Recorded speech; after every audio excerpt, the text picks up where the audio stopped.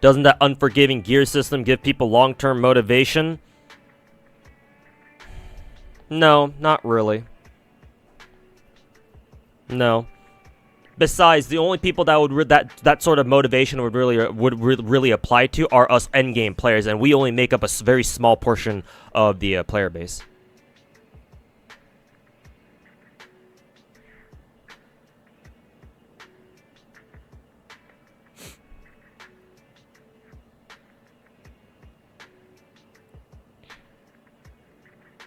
Also, Gacha games already demand so much of people's time already, and you're telling me that there are people out there. I mean, Saint Thomas is a fucking retard, so that makes sense. But you're telling me that there are people out there who think that Gacha games should take up even more of your fucking time? Are you fucking kidding me?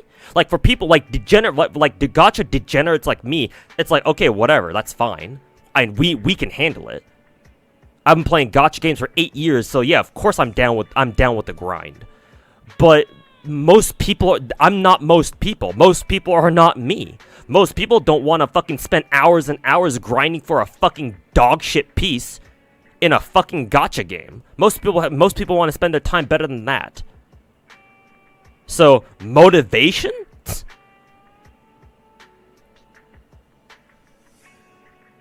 Like, Gacha games aren't fucking MMOs, bruh.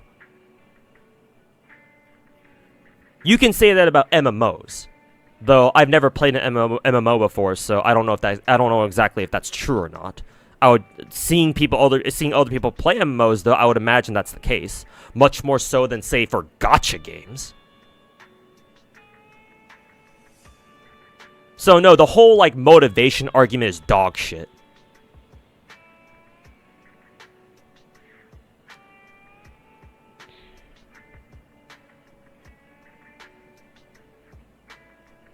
GFL 2 lets you roll infinitely. Well, not technically. You still need fodder attachments and what is it?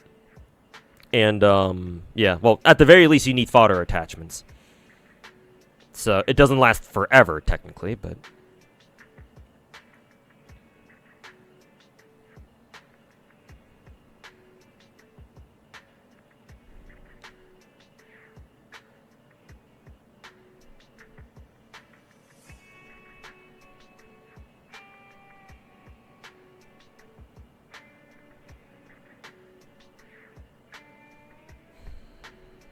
And besides, continuing that whole motivation argument, which is fucking retarded to begin with, why the fuck are you making gear grinding one of your motivating factors to play the fucking game?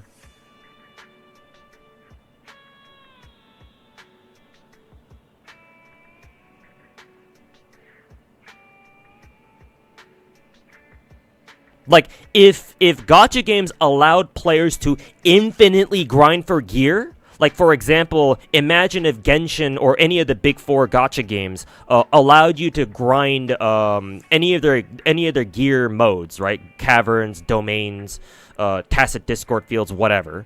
Imagine if there was no stamina cost. And you could just grind them for free. And you could just grind them forever. Then, in which case, if it has no stamina cost, then sure, I'm down with that.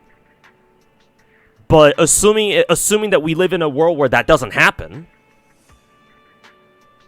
which is right now, so long as gear consumes stamina for you to be able to grind them, and the only ways to recover stamina are to either wait or to pay gems to refresh your stamina manually.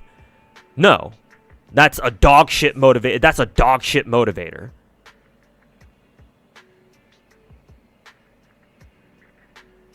And besides that, going off of what I said earlier about how making gear grinding your motivating factor to have people keep playing being dog shit.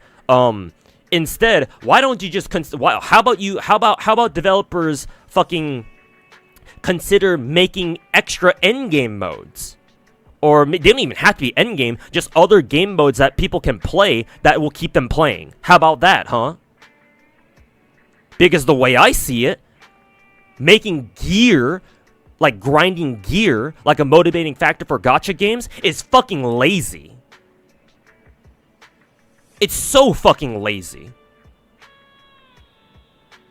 Like, stamina systems are just such an easy fucking way for developers to make money and gate people from getting good gear. That's it.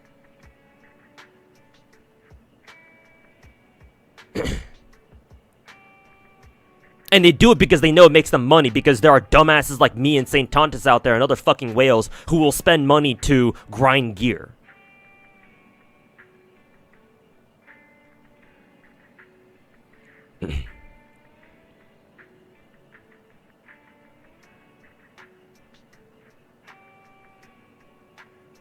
Like, to me, that's not really, like, real content. And I say that as somebody who loves to grind for shit. It's not good content. Like, as much as I hate, Chinese gacha stories for the most part, even that's better content than fucking grinding for gear, because at least story is entertaining. Grinding gear is not.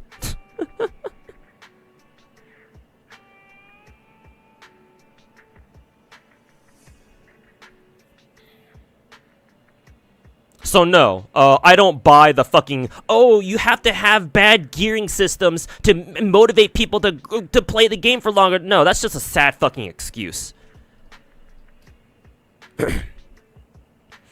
A sad fucking excuse to prolong a game's life cycle.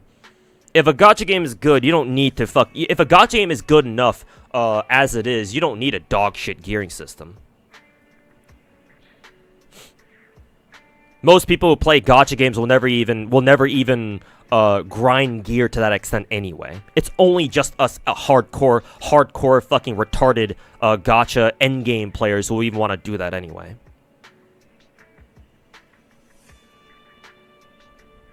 And we only make up a very small portion of the overall player base, because again, something that a lot of content creators and hardcore players seem to forget is that compared to like the overall scope of the player base for all these bigger gachas, us hardcore players only make up a small percentage of the overall community. It only seems like there's a lot of us out there because the gacha games we play themselves have fucking huge communities. So there just happens to be a lot of us out there. Enough of us to, like, you know, have regular conversations and talk about stuff, talk about like the endgame hardcore stuff in these gacha games. But I'll tell you what, as somebody who's been playing gacha games for 8 years, that hasn't always been true.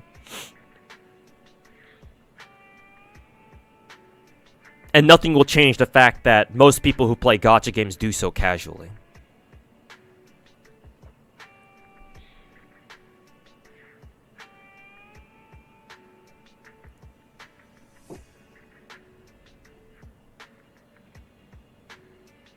Are you too mean for calling him a tool? Honest question? No. You're saying the truth. That's what he is. And hey, the truth hurts sometimes, doesn't it?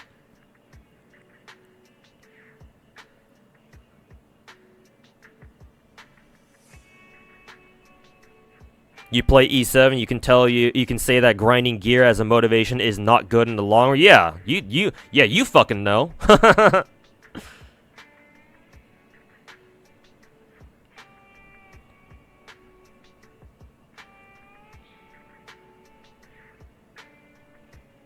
Ryuku Sensei and Saint Tontus had a huge argument over that.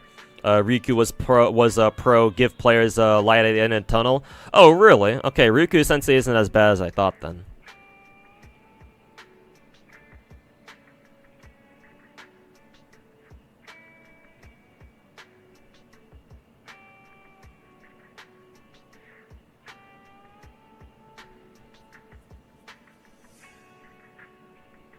Then yeah, if those two had an argument over this topic, then I side with Ryuku, cause yeah, I agree too.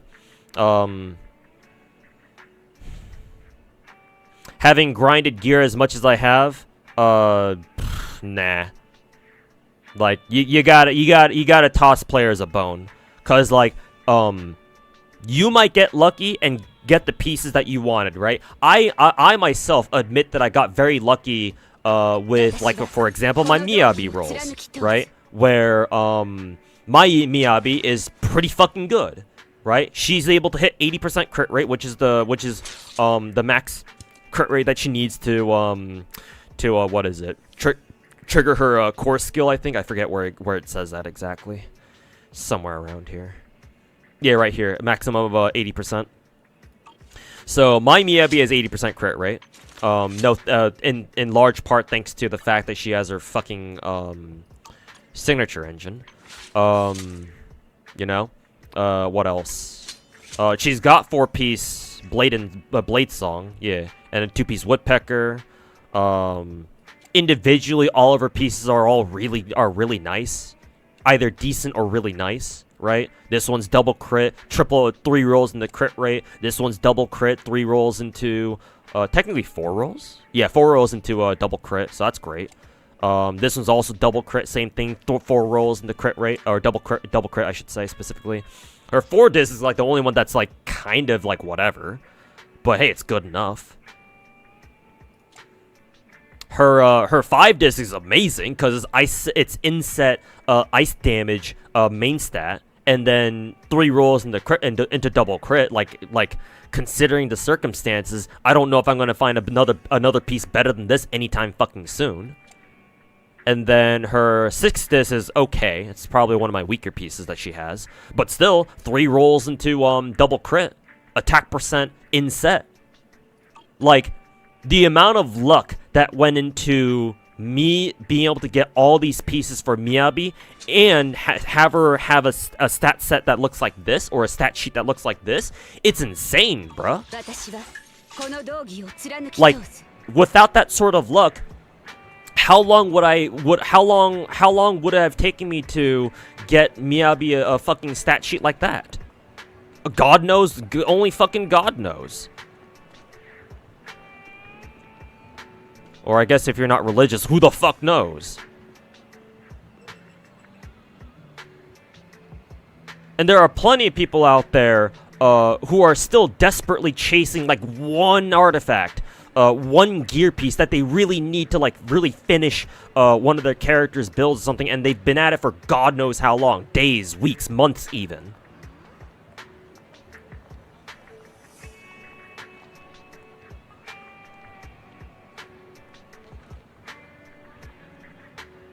And not to mention, I'll compare this just to like the overall gacha itself. Let me pull up the gacha screen real quick. There is a reason why gacha games have pity. Or at least most of them these days, if not all of them. Because back in the olden days of the wild, wild west of gacha games, guess what? You didn't have a fucking pity. When you rolled gacha, guess what, buddy? It's either you roll them or you can go fuck yourself. Oh, you didn't get the character you wanted in like, 30 multis or something? Oh, that's too bad. Pay up, buddy. Bust out that credit card. Or if you're a Japanese VTuber, time to go down to your local 7-Eleven, pick up a few more prepaid cards or some shit. Google Play or or like Apple cards. And come back home, load them the fuck up. All right. Go again.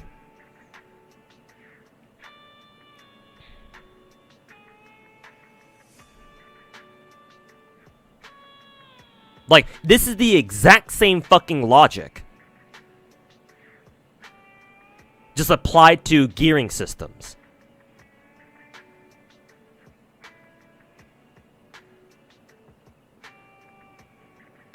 And you're telling me that there are people out there who think that's a bad idea? Because, oh, you gotta motivate people to play more.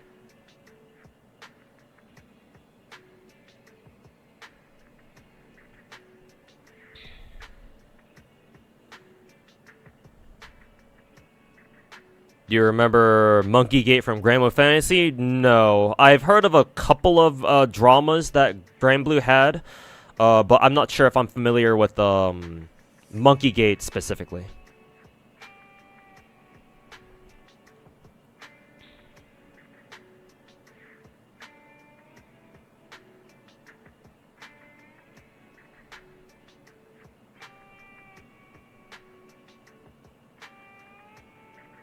You like my point of do gacha games not already demand enough time already? Yeah, exactly, man. If I play several gachas, it would help if the gearing system was not that much of a grind. Exactly. To be fair, most casual players, or most players because they're casual, aren't gonna play like multiple gacha games anyway. So like they're and again, like I said earlier, like casual players don't really care about gear. Like they'll go for it if they can, but they're not gonna be like pathologically obsessed with it like we are, like us endgame players are. So it's not gonna affect them as much as it'll affect us. But still, like even if you're a casual, like even committing to one gacha game is already going to take up a lot of your time.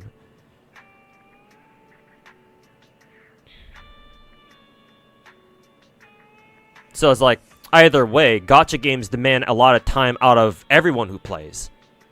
So the less committal gacha games are, the better they are. In general. Because like, if you have a gacha game that demands so much of her time, then like, what is the difference between that and just going off and going to play a fucking MMO or something? Because at least with MMOs, you go in with the expectation that yeah, the grinding in MMOs is like how it's supposed to be, right? MMOs are supposed to take up a lot of your time, but like gacha games, they're just meant to be casual, man. They're just dumb phone games. Why are we treating them like they're fucking MMOs or some shit?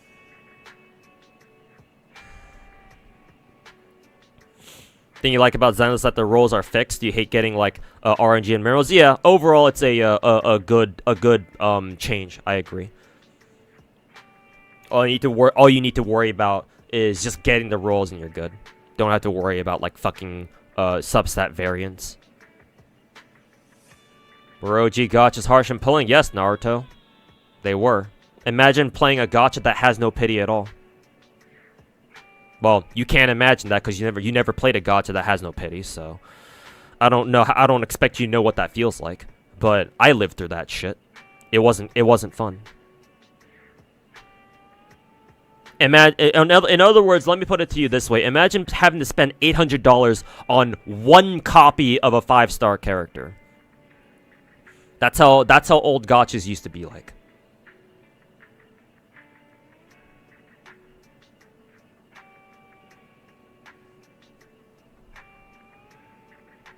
And I say that as somebody who's actually done that before. 2018 Tom Lancer, never forget.